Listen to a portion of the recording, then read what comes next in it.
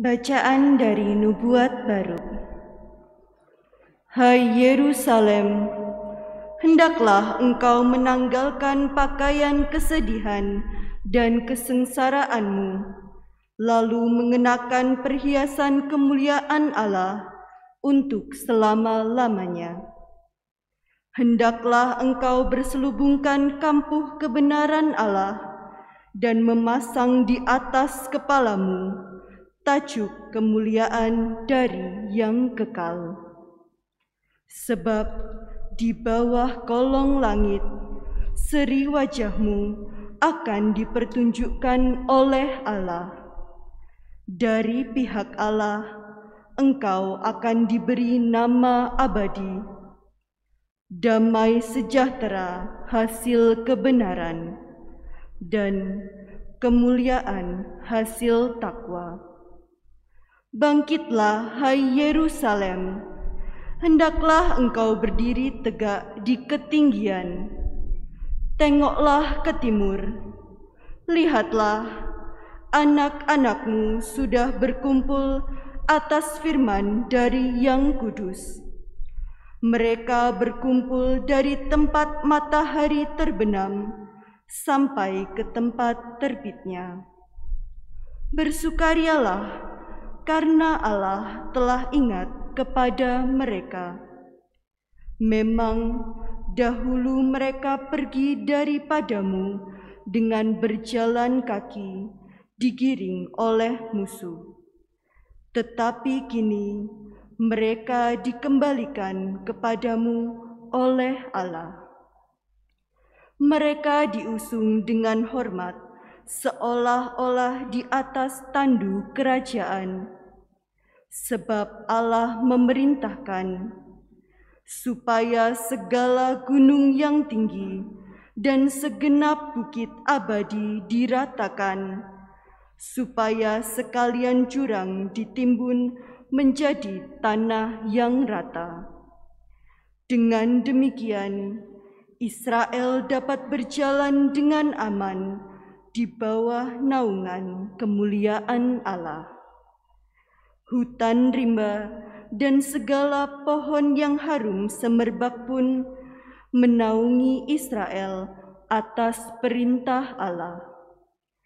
Sebab Israel akan dituntun dengan sukacita oleh Allah, oleh cahaya kemuliaannya, dan dengan belas kasihan serta kebenarannya. Demikianlah sabda Tuhan. Syukur pada Allah.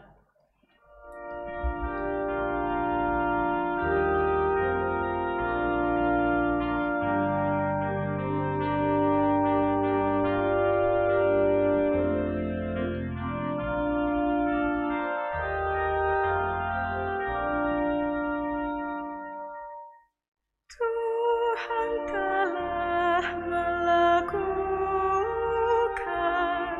perkara besar kepada kita, maka kita bersukacita.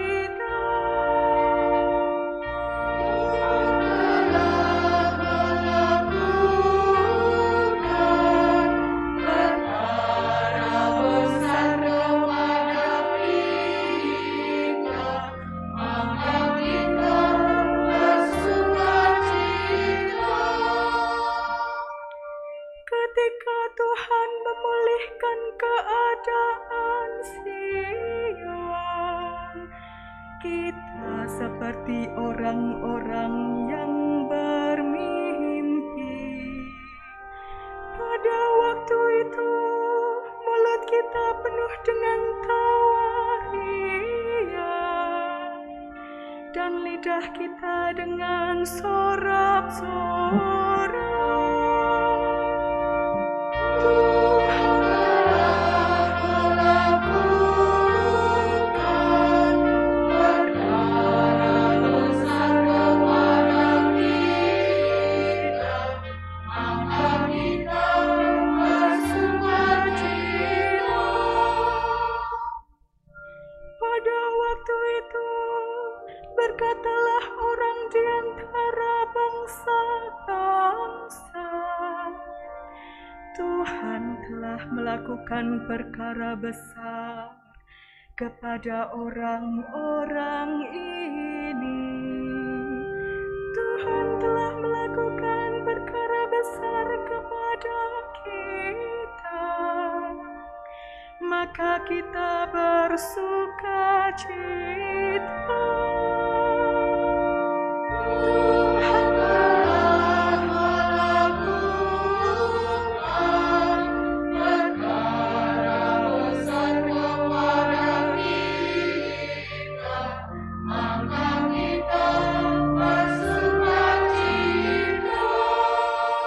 maka kita bersuka cita. Bacaan dari surat Rasul Paulus kepada jemaat di Filipi.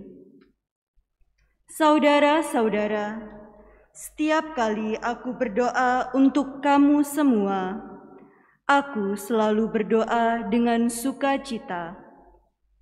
Aku mengucap syukur kepada Allahku karena persekutuanmu dalam berita Injil dari hari pertama sampai sekarang ini. Akan hal ini, aku yakin sepenuhnya bahwa Allah yang telah memulai karya baik di antaramu akan melanjutkannya sampai pada hari Kristus Yesus. Sebab Allah lah saksiku, betapa dengan kasih mesra Kristus Yesus akan merindukan kamu. Dan inilah doaku, semoga kasihmu semakin melimpah dalam pengetahuan yang benar dan dalam segala macam pengertian.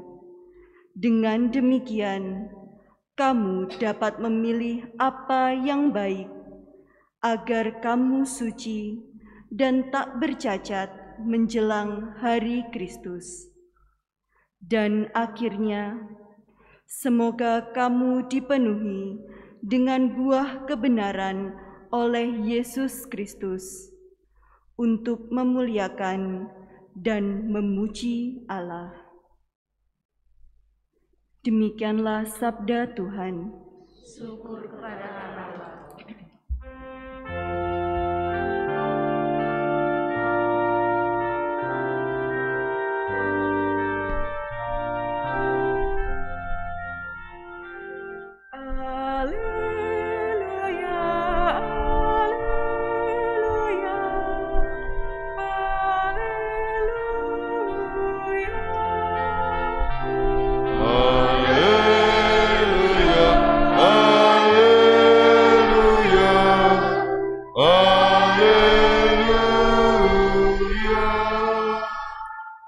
Siapkanlah jalan bagi Tuhan, luruskanlah jalan baginya, dan semua orang akan melihat kebenaran yang dari Tuhan.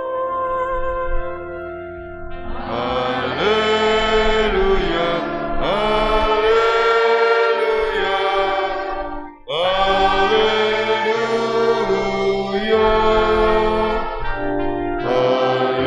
Haleluya, haleluya, haleluya. Tuhan bersamamu.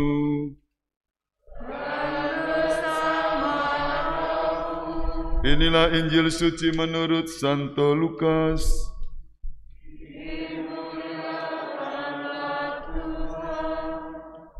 Dalam tahun ke-15 pemerintahan Kaisar Tiberius, ketika Pontius Pilatus menjadi wali negeri Yudea dan Herodes menjadi raja wilayah Galilea, Filipus saudaranya menjadi raja wilayah Iturea dan Trakonitis, dan Lisanias menjadi raja wilayah Abilene. Pada waktu Hanas dan Kayafas menjadi imam agung, datanglah firman Allah kepada Yohanes, anak Sakaria di padang gurun. Maka datanglah Yohanes ke seluruh daerah Yordan dan menyerukan, "Bertobatlah dan berilah dirimu dibaptis, maka Allah akan mengampuni dosamu, Seperti ada tertulis dalam nubuat-nubuat Yesaya, ada suara yang berseru-seru di padang gurun, siapkanlah jalan bagi Tuhan, luruskanlah jalan baginya. Setiap lembah akan ditimbun, setiap gunung dan bukit akan menjadi rata. Yang berliku-liku akan diluruskan, yang berleku-leku akan diratakan, dan semua orang akan melihat keselamatan yang dari Allah. Demikianlah sabda Tuhan. Terpujilah Kristus. Bapak, Ibu, dan saudara-saudari kusiman dalam Kristus, pada Minggu Advent yang kedua ditampilkan tokoh Yohanes Pembaptis. Ada 3 tokoh Advent. Yang pertama Yesaya dalam Perjanjian Lama, yang juga dikutip oleh Yohanes Pembaptis. Dan nanti mulai tanggal 16 sampai 25 tampillah tokoh Advent yang ketiga, Bunda Maria. Kita diajak untuk bersukacita bersama Bunda Maria, menanti kedatangan Tuhan pada hari raya Natal. Nah, itu kedatangan Tuhan yang pertama. Marilah bersukacita bersama Bunda Maria. Nanti setelah tanggal 16 selama 9 hari, 1 novena. Hari ini Advent yang kedua, kita diajak menanti kedatangan Tuhan yang kedua. Kapan? Ada yang tahu? Tidak ada yang tahu. Ada yang mengatakan itu nanti kiamat, Romo, kiamat kecil. Wah, seperti saudara kita yang ini kiwir-kiwir ya, sekitar Gunung Semeru itu ya, beberapa tayangan video yang waduh kita kiamat kecil. Wah. Ya, atau kematian kita bisa menjadi alamat ini. Yesus datang yang kedua kali, kita akan diadili. Siapkah Anda? Advent yang kedua kita diajak untuk menanti kedatangan yang kedua Yesus dengan penuh harapan, dengan penuh iman, harapan, dan kasih. Yohanes Pembaptis menawarkan betapa pentingnya bertobat dan membaharui diri. Ya, bertobatlah. Kalau dulu pertobatan dilanjutkan dengan berilah dirimu dibaptis. Zaman sekarang Anda saya kira sudah dibaptis ya. Bertobatlah, baharui dirimu.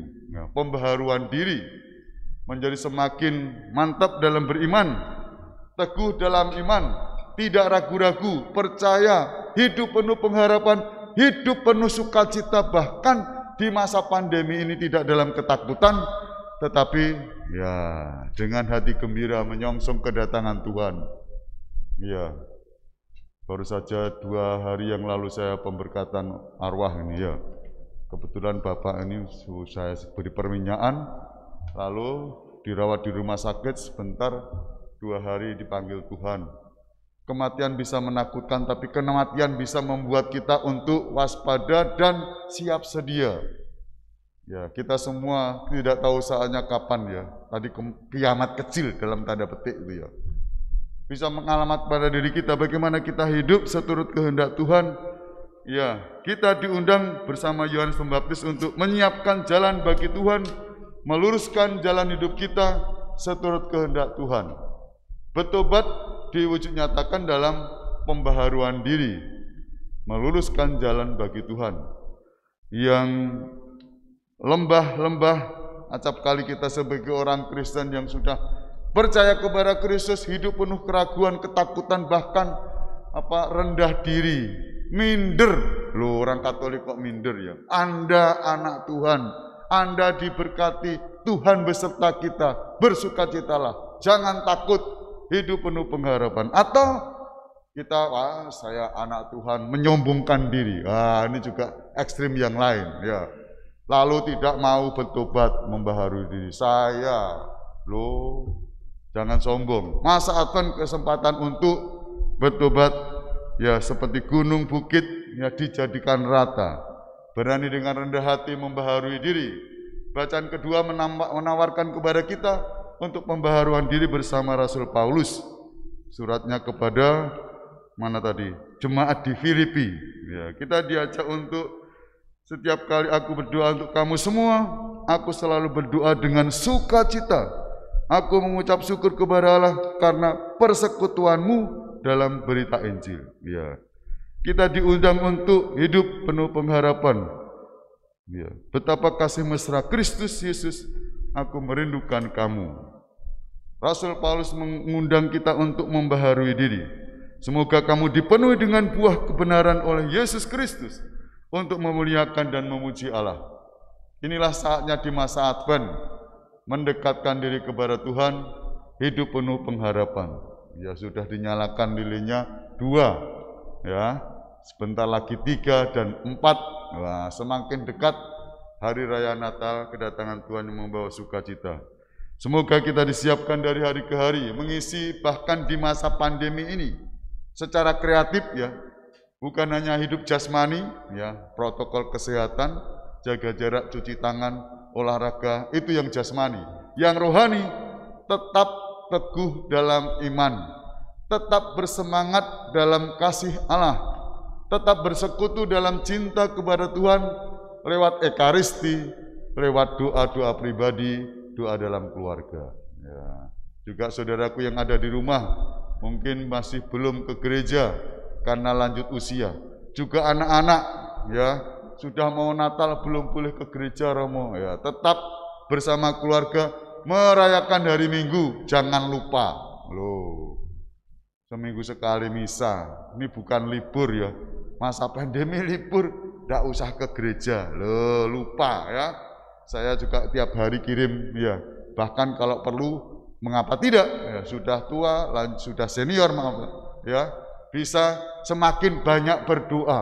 Loh. Ekaristi Romo Warno menganjurkan bagaimana ekaristi harian. Mengapa tidak? Berdoa rosario, menanti kedatangan Tuhan dengan penuh iman, harapan, dan hati selalu gembira dalam Tuhan. Ya. Gunung bukit bermadah puji, hutan rimba bersorak-sorai, karena Tuhan hampir tiba, berkuasa, haleluya. Hidup penuh sukacita, bersama alam, bersama teman-teman, bersama keluarga, agar kedatangan Tuhan sungguh menggembirakan, menyelamatkan. Kita melihat keselamatan yang datang dari Allah Tuhan kita, Yesus Kristus, yang senantiasa menyertai kita. Berkatalah menyertai kita semua. Amin. Mari kita